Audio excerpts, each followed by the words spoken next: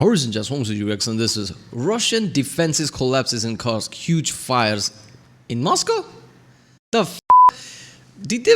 What they went to Moscow? What is? I'm guessing theoretical fires. I don't know. Literal fires. I highly doubt that. I don't know. Yeah, Russian defenses have collapsed in Kursk near Kromsky Bike. I don't know. I'm not pronouncing that right. Ukrainian forces advancing forward and capturing a coveted T-90M in the progress. Okay. Holy shit. So I guess T-90M is not like coveted, so I'm guessing that's not common. People don't find that. So apparently they capture it. How are these people playing Elder Scrolls in real life, right? Conquering places slowly, finding like legendary loot or something. They're still progressing, right? Like, seriously, what is Russian army doing, right? Like, how are they evading that? I don't get the evading, or like, I don't know what's happening, right? Because every time I see this, like, Enforcer post update video every day. This Enforcer is my go-to guy, I guess now, who just like every 24-hour updates it. So I'm waiting every day to hear like, oh, by the way, now the big, like clash happened. There is a fighting between Russia and Ukraine. Advance is a stop because there's some kind of a fighting happening. I always assume that's something I'm going to hear. I don't hear that. Ukrainians are still capturing towns while no resistance. What is happening? But yeah, it's going to be an interesting video. Let's watch it.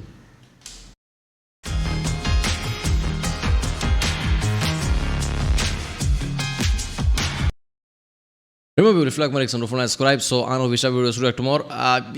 Like I said in the previous video, I'm going to say it in this one again because apparently I have to say it, right? Wars are fucked up, right?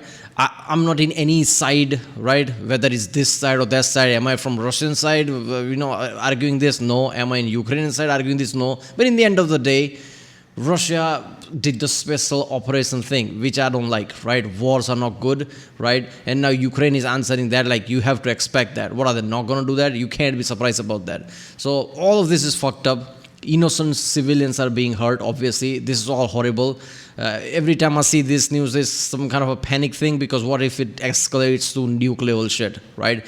I'm hoping that, both sides, like, come to a table, like, let's negotiate. I'll give you back this territory, I'll give you back Kursk, everybody happy type of way. Happy with what? All the destruction? But yeah, like, bittersweet moment, at least like war is over type of way. Because so far everything's been fucked up. There is no gaining anything. Cities are destroyed, lives are lost, like, this is just insane, right? So this is not one of those videos like, oh, well, you supporting this, you supporting that. I don't support anything. I only support no war, right? I don't like wars. That's the point, but let's watch it. I am the Enforcer, and welcome to the breaking news. Please make sure to like, comment, and subscribe, and support us on Patreon, link in the description below. Today's breaking news is that within the Kursk Oblast, we have been able to hear that Ukrainian forces have continued to advance around the area of Kromsky-Byky, and not only that, more Russian prisoners have been taken over the very short period of time in between yesterday's stream and today. We were able to hear that Ukrainian forces, according to reports, have made it to Safonovka, several miles west of the town of Kromsky-Byky, and once again showing that Russian forces in this area largely are collapsing, and this seems to be the weakest front of all fronts at the moment as far as Russian resistance is concerned. We were able to see video footage out of this area that as the Russians had withdrawn, they abandoned once again another high-end main battle tank, at least for the Russian Federation. Instead of it being a T-80 BVM like normal, this time it was actually a T-90M. Ага, Т-90, блядь. Ага. От, сука, підерки, блядь. А оце все тепловізаційна штука. Угу.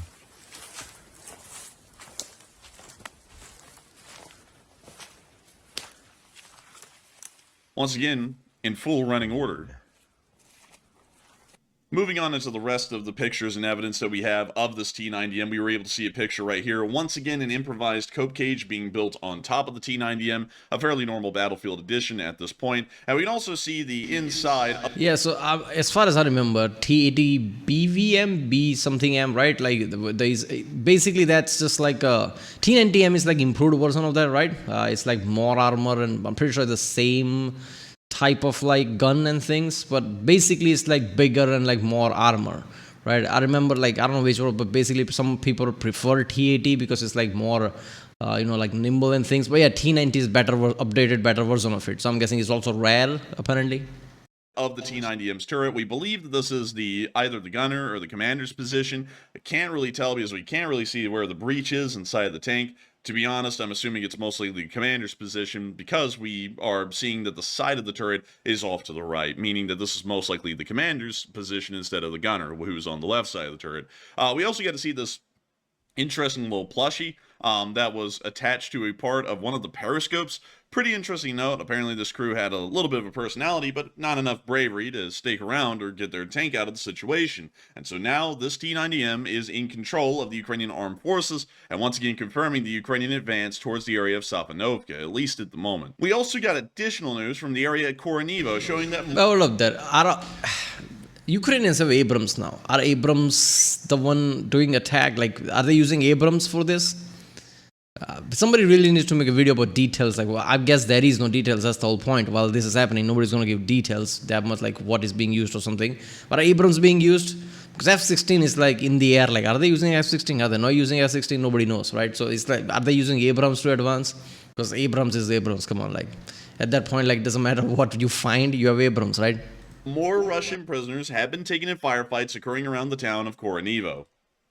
We see the footage right here, once again confirming a massive prisoners being taken. It looks like it's a little bit less than 100, so about an entire company of Russian soldiers giving up and surrendering in this one clip right here, and once again confirming to us that the morale of these troops is incredibly low. From what we understand, Russian forces that are being moved into this area are most likely conscript forces, and for that reason, their morale is exceedingly low. The Ukrainians appear to be engaging them in firefights and conducting possibly some quick maneuvers that make it seem as though the Russian forces are being overrun, and then the Russians give up practically on the spot. Yeah, somebody told me in the comments like morale is low because like people don't like the leadership that is happening in Russia. Like somebody in my video's comment said that, and like they don't like the leadership, they don't like how things are going, right? Like leadership from top to bottom, like even the bottom level leadership, they don't like how it's working. So morale is low, right? And I kind of see what you mean basically, right? Like yeah, there is patriotism. People, you know, there are patriots. People want to defend their country, but obviously there are many people who like leave their own country and try to find better life somewhere else, right? That happens all the time from all the countries, right? Not all the countries. Nobody's going to leave USA to live somewhere else to find a better life. But yeah, basically a lot of countries, people try to find better life everywhere else. So yeah, if the condition you live in is not that great, how are you going to have patriotism, right? How are you going to defend your country like that? I don't know. Especially like when you know like special military operation is your country is the one who started this. This is kind of answer to that. Even then morale will be low. In Ukraine, at least it's like, okay, Russia did this, so we are defending. There is at least that patriotism going, right? What we understand, these Russians are not surrendering because they're being encircled. They're simply surrendering because they no longer really have the will to fight at all, and it seems as though there isn't really a lot of a will to fight really anywhere at this point within most of the Kursk offensive, at least on the Russian side. However, within the city of Kursk, we did get to hear some fairly interesting information. Yeah, I feel like there are more tactical things going there. It's not that, oh, they just don't want to fight suddenly now. So far, they've been fighting in Ukraine, right? 1 million people have like, you know, like a casualty rate or something. So it's not as simple, they don't want to fight. I think there's more tactical reason behind it. It's like they know they don't have that much of backup. They know Russian troops are not close and Ukrainians are just here. So there is no point of fighting type of way, right? If the Russian army was just there, like trying to defend, they might like retreat or try to hold out. But they know they're caught off guard. It's a surprise. Russian army is not there, so they're just giving up. Like, what's the point of fighting if you're just going to get killed or something type of way? I'm guessing that's the reason.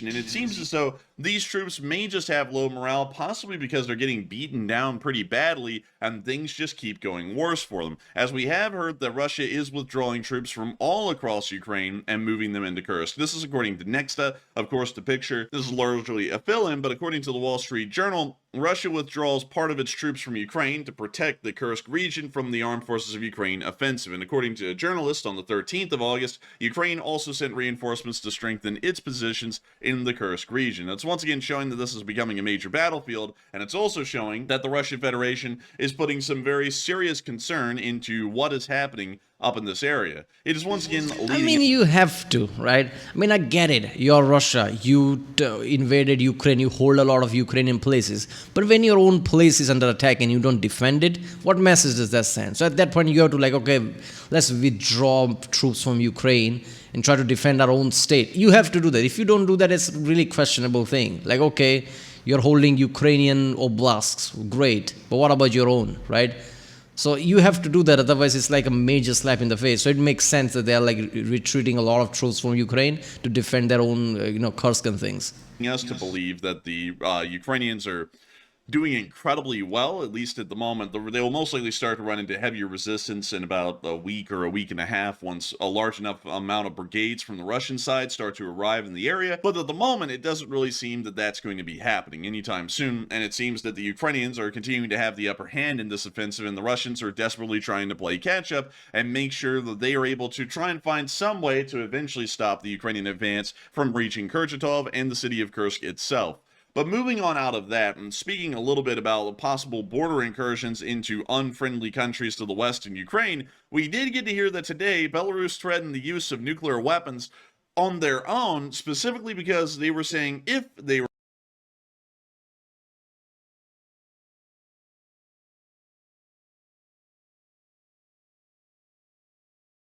They did not just say that. Wait a minute, does Belarus have, don't Russia has nuke? Belarus, do they have nuke? Okay, Russia gave them nukes in that way, but does that officially mean Belarus has a nukes now? Belarus nuclear weapon if the enemy crosses the border of the Union State, Belarus and Russia. Union State? Okay, there will be no red lines. The answer will be instant. I guess that kind of an answer, okay, you invaded Russia, but don't think to do that about Belarus, and just give that kind of a threat thing. I don't know. I highly doubt if somebody crosses Belarus, they're going to use nuke, or Putin going to say yeah, and use nukes. That's not going to happen. If somebody closes to Moscow, maybe. Belarus, I don't see it. Were invaded, they nuke whoever's invading them. This is one of those interesting things that shows us that the Belarusian government is fairly weak, because Lukashenko said in a direct quote, Belarus will use nuclear weapons if the enemy crosses the border of the Union State, Belarus, and Russia. There will be no red lines. The answer will be instant, at least according to Lukashenko. This once again corroborates the fact that we talked about months ago, that the Belarusians have been given nuclear weapons and apparently have the ability to use them on their own without approval from the Russians, and also it's giving us an idea that the Belarusian government is incredibly fragile. If there was an invasion... Oh, look, there isn't there some kind of a global treaty or something? I don't know, you can't just give people nukes without actually talking to these, global countries, right? I don't know, in UN or something. Is there some kind of, I'm pretty sure there's some kind of a rule like that, right? So you can just give some country nuclear weapon without even talking to any other UN meeting or UN team, okay, fine, we're giving them nuclear weapon. That's fine. Apparently you can do that. Come on. So somebody can just give Russia can just give Iran the nukes now. Okay, there's no issue. Is it because I'm guessing that because there's a war, they're what you gonna do to me type of way. I don't know. US might say that's just enough of a violation that we are in the war now, we are joining the war. Isn't that a problem, right? US is just supplying right now. What if US, UK and all that directly joins the war now? That would be a problem. What if they think okay, if you can just give nuke to Belarus, you can give nuke to Iran and other countries, and that's a major threat, might as well deal with you now type of way. If you're going to use nuke, you're going to use nuke. You're still giving to people, that's threat enough. I don't know, I don't get that part.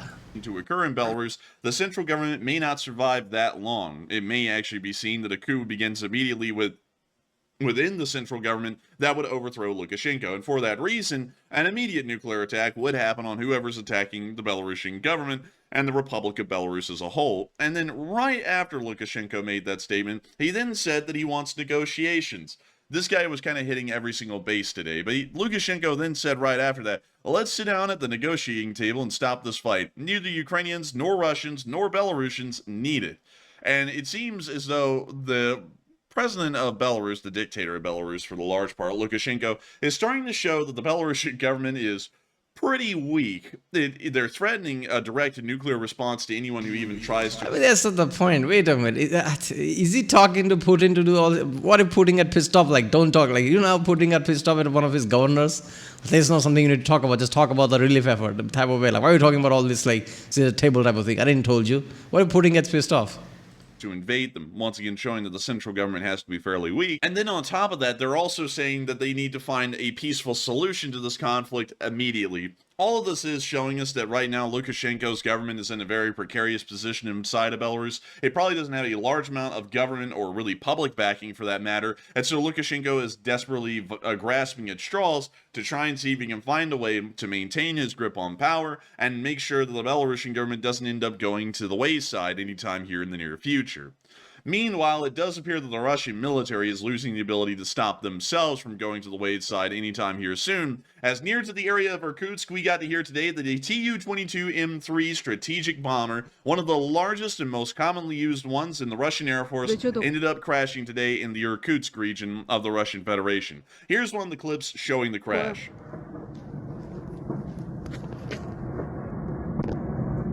Это что такое? Че, реально? And that thing turned into a fireball as it descends to the ground quite rapidly.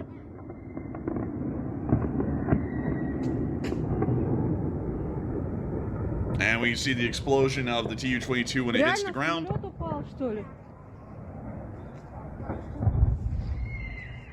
Че, реально самолет? And that's the end of that clip right there. But moving on into our next one, That's just fuck. Wait a minute, a bomber?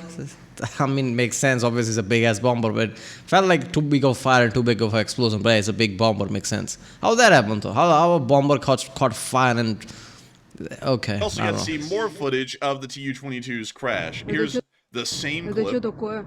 So we're going to be skipping that one. We're going to be going to this one, which shows the burning pile on the ground. What the hell's a 112? What is this number?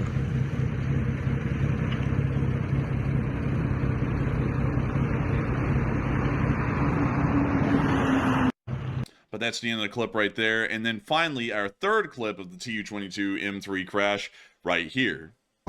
This one shows the Tu-22 right as it exploded on impact with the ground. Нихуя взрыв был. О, сука. Хуя оглушила. Нихуя Как оглушил. раз волна нахуй сюда. Нихуя. Я испугалась. Никто рядом был там. That's near a town or something. Look at how close that is to the town. I mean, maybe it just looks like that, but yeah, it's very close to the town, right? Но Ебать, нифига взрыв. какие там эти пожарные, да, там что-то такое.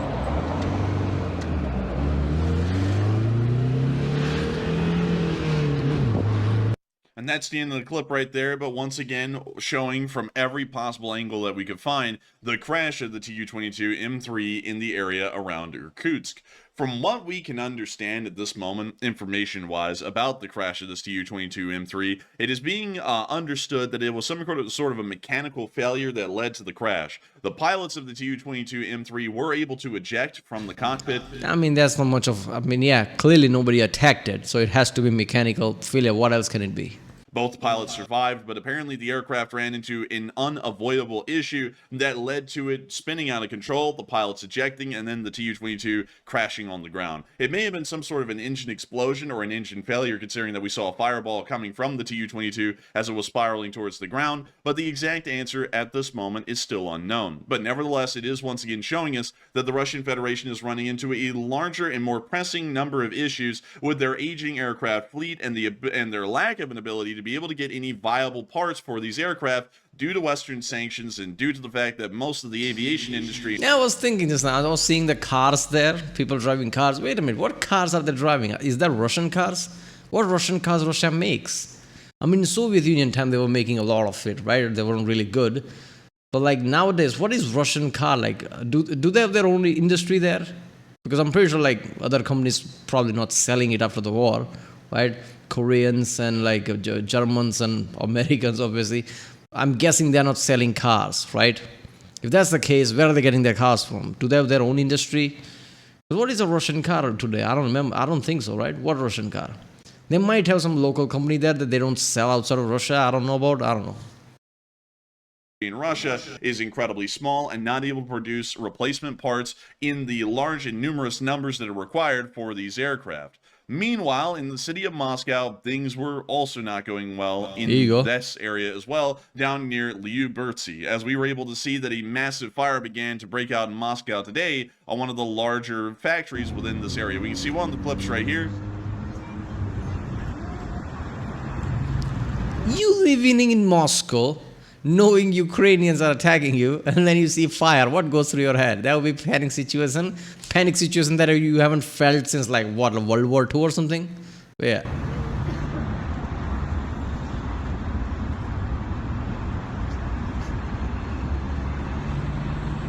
And showing you all a little bit more of what we got out of the fire, we can see another clip.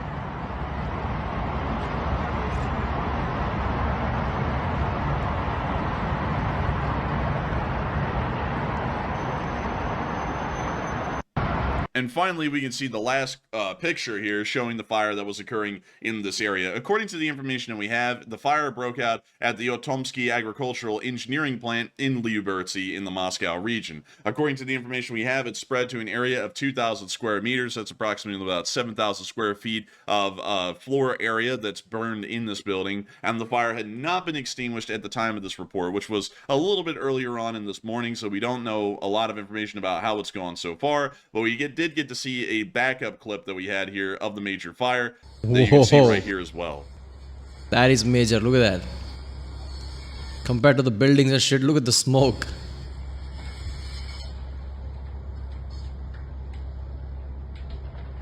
Damn. I bet you can see that smoke from either end of the Moscow, right? Everybody would be able to see there's some smoke, something's happening there. That's the end of that clip, but still, it seems as though there was some kind of a pro-Ukrainian partisan attack or sabotage attack inside of Moscow today that led to this kind of damage. We're still trying to find out the cause of this fire. There was also another fire that happened in Moscow today that was a little bit more... You kidding me? I thought it's going to be unrelated. I thought it's just like something happened. There was a sabotage. What is happening, man? Imagine what Kremlin and like Putin and all of his... I don't know how system works there. Does Putin make all the decision, or is like his generals and like team? It's the Kremlin, as they call it, right? Because all the team of people who make decisions on things, right? What must be going through their head, right? Your soldiers are constantly surrendering, maybe because your army isn't there. Maybe they think what's the point of fighting when we are such a small number, we can't fight back. And your army isn't there, your planes are, like failing like that, bombers, and now like sabotage is happening left and right, even in your own city, Moscow, right? How it's a flip the whole scenario, right? 2 years ago, this was the scenario in Kyiv, right? I don't know how to pronounce that still, in Ukraine. Now it's opposite. It's closing in Moscow, right? The places like that, in Kursk and things, and now somebody sabotaging things in Moscow. And it's such a big deal because Ukraine and Russia is not the same thing. Russia is supposed to be like this top powerful country of the planet in past like multiple decades. Cold War was all USA versus Russia, right? Soviet Union, whatever. Right? Russia is supposed to be this major power, right? Top two biggest country with a nuclear power, right? Russia makes all the type of major equipment that is not American, apparently, right? Either you buy American things or you buy Russian things. Sure, there are like also European things, but majorly it's those two. Russia always had, China always had all the Russian equipment. India still has all the Russian equipments. So if you don't have American things, you probably have Russian things. Russia has this kind of an image of being the top two power type of way. But now look at that, Ukraine is invading Russia. What is happening, right? Imagine people's mind in like Moscow, like, wait a minute, is this happening to Russia? I don't know. So past 2-3 years, like the image of Russia was kind of like going down a bit already. Like, how can you not defeat Ukraine? Wait a minute, you cannot just defeat Ukraine. Ukraine is now fighting back. Wait a minute, they pushed you out of Ukraine. And now Ukraine is actually attacking you. Like, it's just... Yeah, all the corruption things that came out, like for all the money Russia spends, only bit of it goes to like actual work, while everybody just like eats up the money because of the corruption. Things are failing. Like, what you supposed to think, right? Putin must be screaming at his people right now, like, why are your people surrendering? With all the commanders and things, why are your squad surrendering? Why are the planes, failing and all that? I don't know. minors, so we didn't end up covering it in the short war video, but it seems as though there were a large amount of fires breaking out in Moscow today, and these may be the pro-Ukrainian partisan attacks that the Russians are looking around for. It may even be special forces infiltration teams from the Ukrainians that made it into Kursk a while ago, and some of them have finally made it to Moscow and are beginning to operate and try and sabotage anything of value within the city of Moscow. But nevertheless, Yeah, I feel like it might not be that. It might not be Ukrainians because I don't know. I don't see that tactically. Maybe to cause panic. But do you want Russia to panic? I mean, again, every time I say it, like somebody say in the comments, like nuke is not a problem, this and that. You don't know what somebody's going to do when they feel like their back is against the wall. Like if you're like states that are losing left and right, Belgorod, Kursk going down, Ukraine is still like progressing, and now there is like sabotage in your own capital city. You don't know what's going to happen when somebody thinks their back is against the wall. Nukes might be the thing, right? That's the panic scenario. that is all of the breaking news that we have inside of Russia. And moving on down into northern Israel, we did get to see that a large Hezbollah barrage was conducted once again today into northern Israel near the Upper Galilee area. The Iron Dome was filmed. Okay, what? There's still, now there's like that fight. I don't even know what's happening in the world right now. In some of the video, he throws in some Iran information as well. Like, oh my God, there's two wars. Of course, there's two wars. All right. This is like, what? Okay, this is about the two wars, right? First, it was like, Russia attacking Ukraine. That was the thing. And then it became like Iran versus Palestine, not Iran, Israel versus Palestine thing, right? Then there was something about Hezbollah and things. That's been going on past year or so. And by the way, now also like now Ukraine is back in the picture as the headline picture. Now Ukraine is attacking Russia, so everything gets sidelined. What is happening in the world, man? This is just fucked up. This all started with the special military operation, right? Dominoes started to fall since then. That's why I hate all this, right? I don't like it. Like I said, I don't like anyone's side. I'm not in any side. I'm in the side of not fighting. This is 21st century. What the fuck, right? This all started with special military operation. Other countries think like they can attack as well. So like all the Israel-Palestine things started. Now like Iran might join. Hezbollah attacks, this and that. Middle is gonna go unstable completely. Who knows where else wars will. But what if China suddenly says, fuck it, it's time for Taiwan? Because bad timing is what these people look for, right? I mean, COVID was just over before Putin's like, you know what, special operation. Didn't even wait a few years before things like become strong enough. COVID was just finished, like in the latest, wait a minute, 2022. I think COVID is gone, right? There's not going to be another, resurgence. Oh, good. Oh, there you go, by the way, special military operations. Right now, everything feels intense. What if China suddenly says, by the way, Taiwan, there you go. Or China suddenly decides to attack certain Indian places or Arunachal Pradesh or something. Now India and China are at war. That's just what you want, right? That's just fucked up. Right, well, that was Russian defenses collapsing, caused huge fires in Moscow from pro-Ukrainian sabotage. That feels a bit far-fetched, but who knows? It's my channel Enforcer. If you like my content, don't forget to subscribe, and I'll see you next time.